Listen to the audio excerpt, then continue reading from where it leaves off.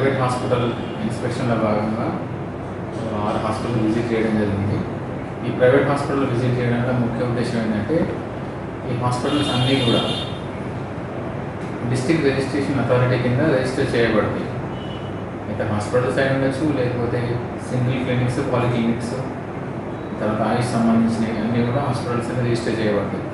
ఒకసారి పర్మిషన్ ఇచ్చిన తర్వాత గైడ్లైన్స్ ప్రకారం ఉన్నాయో లేదో చూసి పర్మిషన్ ఇవ్వడం జరుగుతుంది. ఇచ్చిన తర్వాత వాళ్ళు ఏమైనా క్లినికల్ ఎస్టాబ్లిష్మెంట్ ప్రకారము రేట్స్ ఓపీ కావచ్చు, ఐపీ కావచ్చు, సర్జికల్ కావచ్చు, ఏమైనా నాన్ సర్జికల్ ప్రొసీజర్స్ ఏమైనా ఉంటాయి, వాటికి ఏమైనా ఛార్జెస్ ఎట్లా చేస్తూ ఉన్నారు. ఆ ఛార్జెస్ గురించి ప్రజలకు తెలుసా లేదా, వాళ్ళకి చెప్పి చేస్తున్నారా లేదా ఇంత ఛార్జ్ అని. సో చెప్పాల్సిన బాధ్యత అనేది హాస్పిటల్స్ మీద ఉంది.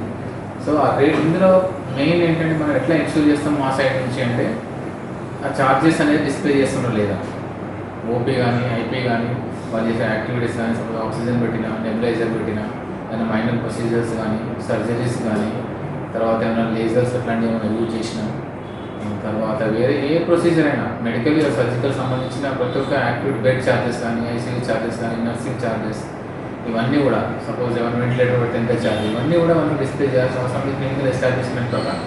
సో అందులో భాగంగా మా ప్రోగ్రామ్ ఆఫీస్ అందరూ డిఎంహెచ్ఓ గారు అందరూ కూడా మన కలెక్టర్ గారి ఇన్స్ట్రక్షన్స్ ప్రకారం ఇవన్నీ విజిట్ చేస్తూ ఉన్నాం. రోజు హాస్పిటల్స్ ఒక్కొక్క ప్రోగ్రామ్ ఆఫీసర్ వైజ్ డిస్ట్రిబ్యూట్ చేయడం జరిగిన హాస్పిటల్స్ ఇవన్నీ విజిట్ చేస్తాం. వెళ్ళిన తర్వాత ఓపీ సర్వీసెస్ ఎట్లా అందుతున్నాయి, ఛార్జెస్ డిస్ప్లే చేసినా లేదా, ల్యాబ్లో రేట్స్ ఎంత డిస్ప్లే చేశారా లేదా, తర్వాత ఐపీ సంబంధించిన ఛార్జ్ డిస్ప్లే చేశారు లేదా, సర్జికల్ ప్రొసీజర్స్ డిస్ప్లే చేశారు లేదా.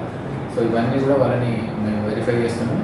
ఎక్కడెక్కడైతే వాళ్ళు కొంచెం నాన్ కాంప్లైంట్ ఉన్నారు అట్లాంటి వాళ్ళకి చెప్తాము. కొంతమంది నోటీసెస్ కూడా ఇష్యూ చేయాలి. కొన్ని ల్యాబ్స్ ఇందులో ఏమైనా ల్యాబ్స్ ఉంటే నోటీస్ ఇవ్వడం జరిగింది.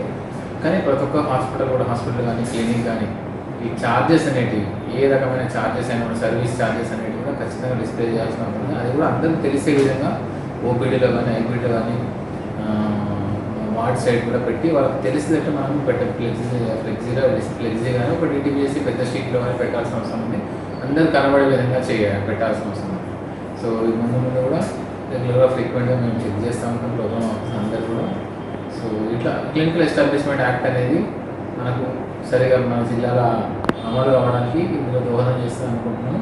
సో ప్రైవేట్ హాస్పిటల్ నిర్వాహకులు అందరూ కూడా మొత్తం కోఆర్డినేట్ చేయాలని కోరుతున్నాను.